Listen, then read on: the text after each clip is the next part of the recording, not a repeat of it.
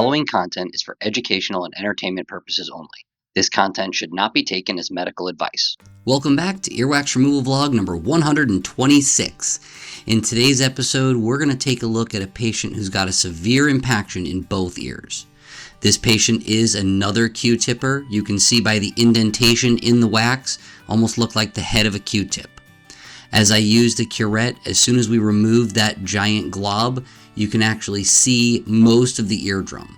We are going to have to do a little bit of cleanup around the outside of the ear canal here to get this all out. We want to give the patient a good starting point. We see this particular patient probably every 6 to 7 months. They are an avid Q-tipper, and unfortunately, they just don't like to give it up. Let's take a look at the other ear. As soon as we look down the ear canal, we can see a just wall of wax. We're going to try to get the curette right to the left of this wax in front and see if we can't pull it out. And as we pull it off the ear canal wall, you see it in one chunk start to move. That pulled out the majority of that wax. Again, we have a great view of the eardrum. If you like these wax removal videos, please take a moment to like and subscribe. It really does help with the YouTube algorithm and also keeps me motivated to put out this content.